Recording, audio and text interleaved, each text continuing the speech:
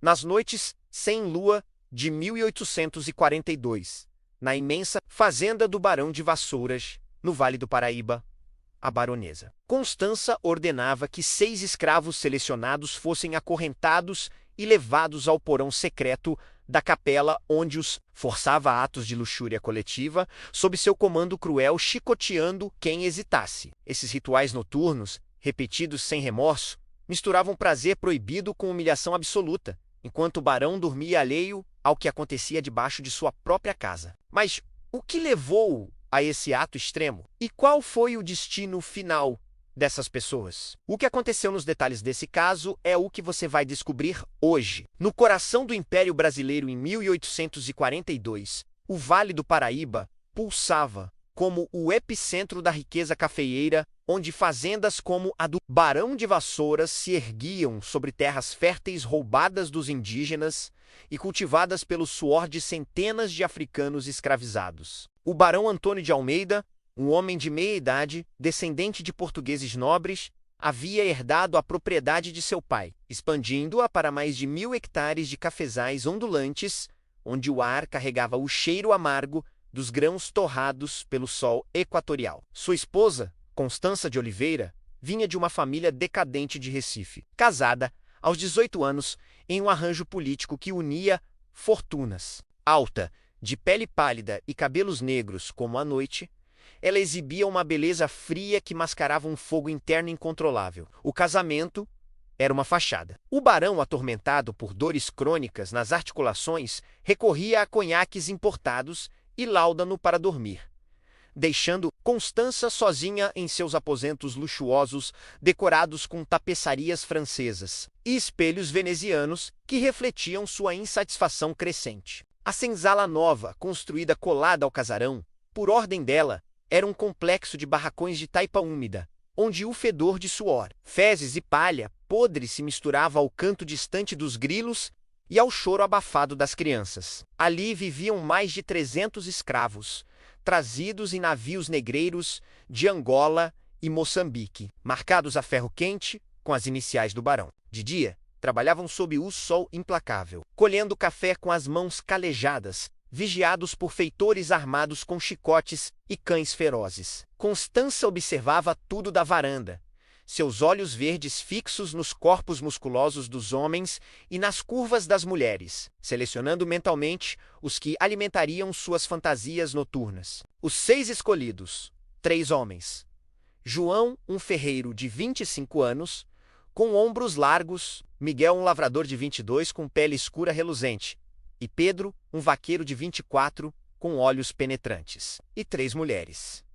Maria, uma cozinheira de 20 com quadris amplos. Ana, uma tecelã de 19 com lábios carnudos. E Sofia, uma lavadeira de 21 com seios fartos, eram os mais jovens e vigorosos. Eles haviam sido comprados recentemente em leilões no Rio de Janeiro, onde mercadores gritavam preços como se fossem gado. E agora viviam em constante terror, sabendo que recusar significava a venda para minas infernais ou pior, a porta de ferro com chave dupla instalada por ferreiros locais. Sob sigilo levava diretamente ao porão da capela, um espaço abobadado de pedra fria, construído originalmente para armazenar vinho e relíquias religiosas, mas reformado por Constança com candelabros de prata roubados de igrejas abandonadas. O padre local, Frei Joaquim, um homem gordo e complacente, rezava missas diurnas ali, abençoando a família sem suspeitar que, à noite, o local se tornava um antro de pecados que a igreja condenava como mortais. Tudo começou em 1840, quando Constança, frustrada com a impotência crescente do marido, experimentou pela primeira vez o poder absoluto sobre um escravo solitário, ordenando-o a tocá-la em segredo no celeiro. O êxtase proibido a consumiu, e logo evoluiu para rituais mais complexos, incorporando grupos para amplificar a humilhação e o controle, inspirada em boatos sussurrados sobre orgias em cortes europeias decadentes. Nas noites de ritual, o sino da capela batia meia-noite, ecoando pelo vale úmido, onde o orvalho gelado cobria as folhas de café, e os uivos de onças distantes pontuavam o silêncio. Constança descia a escadaria de pedra, o som de seus passos leves, contrastando com o ronco embriagado do barão em seu quarto opulento, repleto de móveis de jacarandá e quadros de santos. Vestida apenas com a camisola de seda preta translúcida, importada de Paris, ela sentia o tecido roçar sua pele, arrepiada pelo ar frio do porão, carregando uma taça de vinho do porto que bebia devagar para aquecer o sangue. Os escravos eram trazidos acorrentados pelos tornozelos, arrastados por 2 feitores leais que recebiam moedas extras pelo silêncio. Seus corpos nos tremendo não só pelo frio, mas pelo pavor do que viria. Ordenados a se despir completamente, eles obedeciam sob ameaça, o clanger das correntes ecoando nas paredes úmidas. Enquanto Constança se sentava em sua cadeira de mogno, entalhada como um trono, as pernas abertas, assistindo com um sorriso sádico. Primeiro, forçava-os a se tocarem uns aos outros, homens com homens, mulheres com mulheres, mãos hesitantes explorando corpos proibidos, gemidos forçados, misturando-se a lágrimas reprimidas. Somente quando suados e excitados contra a vontade,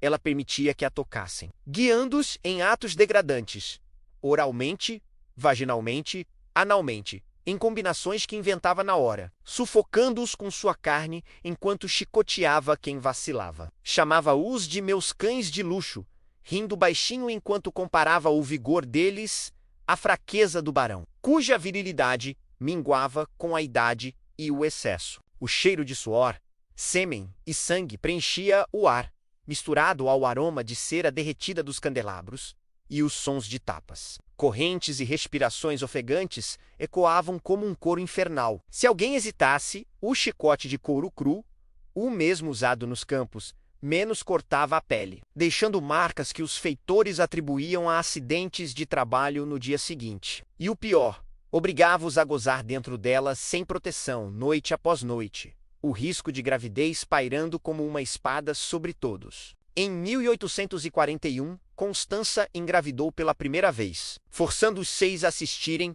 enquanto tomava chás abortivos preparados por escravas velhas. Ervas amargas como boldo e arruda que causavam dores lancinantes, seus gritos ecoando no porão. Os escravos, acorrentados, sabiam que a vida extinta poderia ser de qualquer um deles, um segredo que os unia em ódio silencioso. Rumores começaram a circular nas senzalas vizinhas, onde escravos trocavam histórias ao redor de fogueiras escondidas, falando de gemidos abafados subindo da capela nas noites sem lua. Mas o medo da retaliação mantinha o silêncio. O barão, influente na corte de Dom Pedro II, podia mandar chicotear ou vender quem ousasse denunciar. Enquanto isso, Constança continuava descendendo, sem remorso, ampliando os rituais com novos elementos de degradação, como forçar confissões humilhantes ou jogos de submissão total. O primeiro grande ponto de virada veio em meados de 1842, quando um dos escravos, João, o ferreiro, começou a planejar uma fuga desesperada, sussurrando planos com os outros 5 durante os breves momentos sozinhos nos campos. Se você está achando essa história impactante, dê um like agora para apoiar o canal e ajude a espalhar essas narrativas esquecidas da nossa história. Mas o plano de João traria consequências devastadoras, revelando fissuras no império de terror de Constança. João, o ferreiro de ombros largos, guardava em sua mente cada detalhe das noites no porão. Os gemidos forçados de Ana e Sofia, o cheiro acre de suor misturado. Haviam as marcas vermelhas deixadas pelo chicote nas costas de Miguel. Durante o dia, enquanto martelava ferraduras no galpão quente, ele trocava olhares rápidos com os outros 5. Um código silencioso, nascido do desespero compartilhado. A fuga seria arriscada.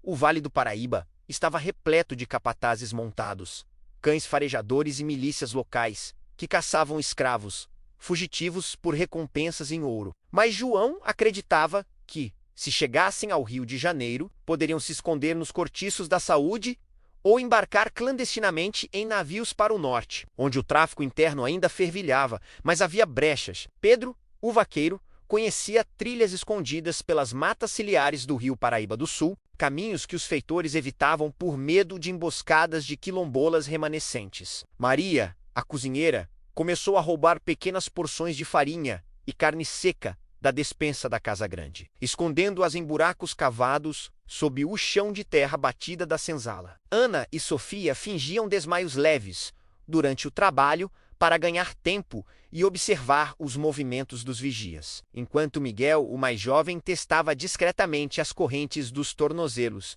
procurando pontos fracos na solda. Constança percebia algo diferente.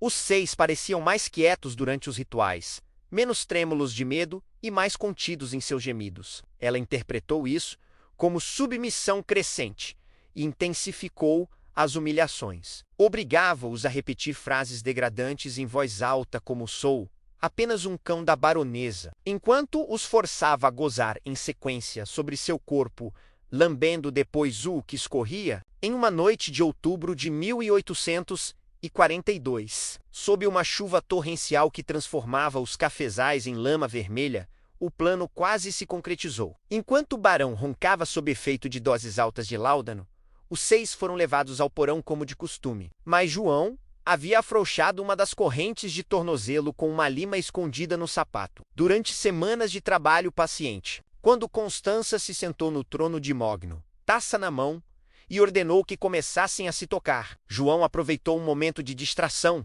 ela virando-se para chicotear Pedro por hesitar, e soltou a corrente. Com um movimento rápido, ele avançou, agarrando o chicote da mão dela e jogando-o longe. Os outros 5, atônitos por um segundo, reagiram. Miguel derrubou um candelabro, mergulhando o porão na penumbra. Sofia e Ana gritaram para abafar o barulho. Maria correu para a porta de ferro, que João já tentava arrombar com a força bruta. Mas o grito de Constança cortou o ar como uma lâmina. Feitores traição! Os 2 feitores leais, que esperavam do lado de fora bebendo cachaça, invadiram o porão armados de facões e pistolas de pederneira. A luta foi breve e brutal. João foi atingido no ombro por um tiro que ecoou pelas paredes de pedra. Pedro levou um golpe de facão na perna. As mulheres foram imobilizadas com chutes e socos. Em minutos, os 6 estavam novamente acorrentados, agora com correntes mais pesadas, sangrando no chão frio. Constança, nua sob a camisola rasgada, tremia de fúria e excitação misturadas. Ela ordenou que os feitores os levassem para o terreiro da senzala, mesmo sob a chuva, e chamou todos os escravos da fazenda para assistir. Sob a luz de archotes crepitantes, ela própria pegou o chicote e açoitou cada um dos 6, até que a pele se abrisse em tiras, o sangue misturando-se à lama. "Vejam o que acontece com quem ousa me desafiar", gritava ela, a voz rouca de raiva. O barão, acordado pelo tumulto, desceu cambaleando, ainda embriagado, e viu a cena. Pela primeira vez, suspeitou de algo além de disciplina comum. Mas Constança o manipulou com facilidade. Chorou. Disse que os escravos tentaram assassiná-la durante uma inspeção noturna, exibindo arranhões que ela mesma fizera na luta. O barão, fraco e dependente dela para gerir a fazenda, acreditou. Ordenou que os 6 fossem vendidos para as minas de ouro em Minas Gerais, onde poucos duravam mais de 2 anos. Na madrugada seguinte, acorrentados em uma carroça sob vigilância armada, João, Miguel, Pedro, Maria, Ana e Sofia deixaram a fazenda do Barão de Vassouras para sempre. Os outros escravos assistiram em silêncio, sabendo que qualquer palavra poderia custar a própria vida. Constança, porém, não parou. Dias depois, selecionou novos 6, mais jovens, mais assustados, corpos ainda intactos. Os rituais recomeçaram. Agora, com um toque de paranoia, ela passava a dormir com uma pistola carregada ao lado da cama e mandou reforçar a porta do porão com barras de ferro. Mas algo mudara. O barão começou a questionar as ausências noturnas dela, os gemidos que ouvia em sonhos febris. Em 1843, ele contratou um médico particular de Paris, que diagnosticou melancolia profunda na esposa e recomendou banhos frios e ópio. Constança recusou, alegando que apenas o trabalho noturno a mantinha sã. A tensão crescia dentro do casarão. Empregados domésticos sussurravam. O padre Frei Joaquim começou a evitar olhares diretos para a baronesa durante as missas. E então veio o golpe final. Em fevereiro de 1844, Constança engravidou novamente menos a quarta vez. Dessa vez, o chá abortivo falhou. As dores vieram, mas a criança resistiu. Ela deu à luz em segredo, assistida apenas por uma escrava velha chamada Mãe Luzia, que jurou silêncio sob ameaça de morte. A criança, um menino de pele morena clara, foi entregue a uma ama de leite negra na senzala, registrada falsamente como filho de escravos. Mas o barão, ao ver o bebê, reconheceu traços impossíveis de serem seus. Pela primeira vez, confrontou Constança com fúria genuína. Ela negou, acusou-o de loucura, mas ele ordenou uma investigação discreta. Um capataz leal descobriu os rumores antigos nas senzalas vizinhas, as marcas nos corpos dos escravos vendidos, as noites na capela. O escândalo, contido por tanto tempo, começou a vazar. Em 1845, o barão, humilhado e doente, assinou uma petição secreta ao imperador Dom Pedro II, pedindo intervenção. Mas antes que a justiça imperial chegasse, ele morreu subitamente e envenenado, segundo boatos, por uma dose excessiva de láudano misturada por mãos desconhecidas. Constança herdou tudo: a fazenda, os escravos, o poder absoluto. Porém, o preço foi alto. A solidão a consumia, os rituais perderam o sabor, e os novos escravos a olhavam com ódio puro, sem disfarce. Em 1847, uma revolta pequena, mas sangrenta, explodiu na fazenda. Escravos armados com foices e facões invadiram o casarão à noite. Constança foi arrastada para o terreiro, despida e chicoteada publicamente, o mesmo chicote que usara por anos. Os revoltosos queimaram a capela, o porão secreto, desabando em chamas. Ela sobreviveu, mas mutilada e enlouquecida, foi internada em um convento distante no Rio, onde viveu o resto da vida em silêncio forçado. A fazenda foi confiscada e dividida entre credores. Os escravos sobreviventes foram libertados informalmente antes da Lei Áurea, espalhando-se pelo vale. E o caso, abafado pela elite cafeeira, permaneceu como lenda sombria sussurrada entre os descendentes daqueles que viveram o terror. Se essa história perturbadora mexeu com você, inscreva-se no canal para mais relatos esquecidos do Brasil Imperial. Deixe seu like se acha que casos assim precisam ser contados sem censura. E nos comentários, escreva o nome da sua cidade e o que achou da crueldade da baronesa. Até onde o poder absoluto pode corromper alguém? Sua opinião importa. Até a próxima narrativa sombria.